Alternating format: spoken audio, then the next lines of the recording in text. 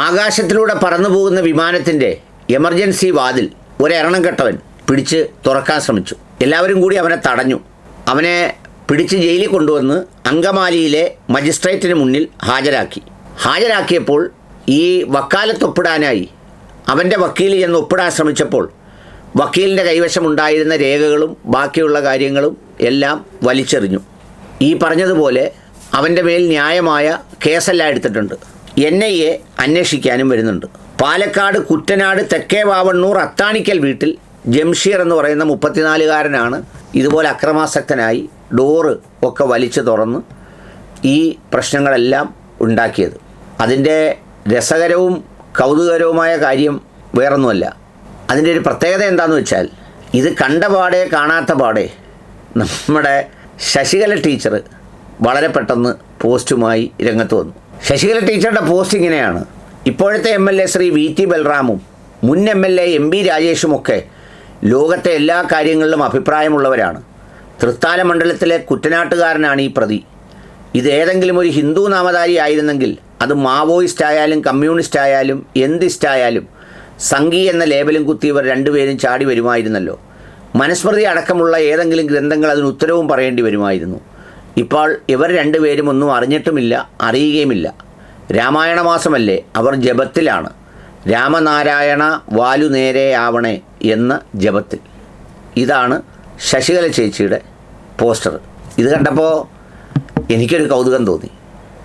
ഇത്രമേൽ ഈ ഭീകരാക്രമണം എന്നുള്ള നിലയിലൊക്കെ, അല്ലെങ്കിൽ അതിൻ്റെ അന്വേഷണ സംഗതിയുമൊക്കെയായി ബന്ധപ്പെട്ട് നോക്കിയപ്പോൾ ഇതെന്തെങ്കിലും സവിശേഷമായ രോഗമാണോ എന്ന് അന്വേഷിക്കാൻ വേണ്ടി നോക്കിയപ്പോൾ അങ്ങനെയല്ല. നിരവധിയായ ചരിത്രങ്ങൾ ഈ 2020-കളിൽ തന്നെയുണ്ട്. ശങ്കർ മിശ്രയുടെ മൂത്രമൊഴിക്കൽ കേസുണ്ട്.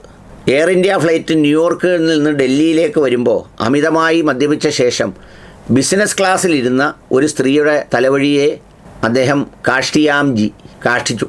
പത്മേന്ദ്രൻ എന്ന് പറയുന്ന ആൾ 2023-ൽ ദുബായ് അമൃതസർ വിമാനത്തിൽ മദ്യപിച്ച അവസ്ഥയിൽ എയർ ഹോസ്റ്റസിനോടും മറ്റുള്ളവരോടും ഒക്കെ വളരെ മോശമായി പെരുമാറാൻ ശ്രമിച്ചു. 2023-ൽ കാർത്തിക് മാധവൻ എന്ന് പറയുന്ന ഒരാൾ എയർ ഇന്ത്യയുടെ ലണ്ടൻ ഡൽഹി വിമാനത്തിൽ പറന്നുയർന്നു കഴിഞ്ഞ് ഈ ക്യാബിൻ ക്രൂവിനെ ഒരുപാട് ശല്യം ചെയ്യുകയും അസഭ്യം പറയുകയൊക്കെ ചെയ്തു. അപ്പോൾ നിങ്ങൾ വിചാരിക്കും ഇതൊക്കെ എല്ലാവർക്കും വരുന്നതാണ്, വെള്ളം അടിച്ചിട്ടുകൊണ്ടാണല്ലോ എന്നൊക്കെ വിചാരിക്കും.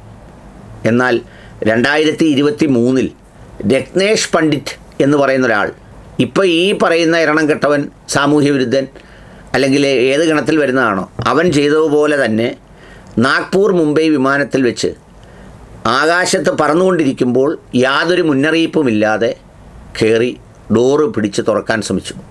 അന്ന് ഇവനെ പോലെ തന്നെ എല്ലാവരും കൂടി അവനെ പിടിച്ചു മാറ്റി രക്ഷപ്പെടുത്തുകയായിരുന്നു. ഇപ്പോൾ ഇവനോട് ചോദിച്ചപ്പം ഇവന് മറുപടി പറയുന്നത് അവന് മരിക്കാൻ തോന്നി, എല്ലാവരെയും കൂടെ കൊല്ലാനും തോന്നി എന്നാണ് പറഞ്ഞത്. വല്ലാത്തൊരു സൂക്കേടാണത്.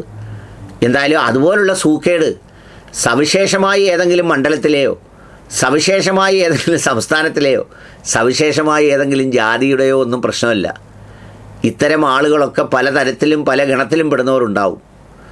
ഒരു വ്യത്യസ്തമായ ആളല്ലേ ശശികലയും. എത്രയോ ആളുകൾ ജീവിച്ചിരിക്കുന്ന സമൂഹത്തിൽ ഇതുപോലെയുള്ള കാര്യങ്ങളെപ്പോലും ഇങ്ങനെ ചിന്തിക്കാൻ എല്ലാവർക്കും കഴിയില്ലല്ലോ. അപ്പോൾ ആ ഇനത്തിൽപ്പെടുന്ന വേറൊരു പുല്ലിംഗമാണ് ഈ ജംഷീർ എന്ന് പറയുന്ന ആൾ എന്ന് കൂട്ടിയാൽ മതി എന്നാണ് എൻ്റെ അഭിപ്രായം.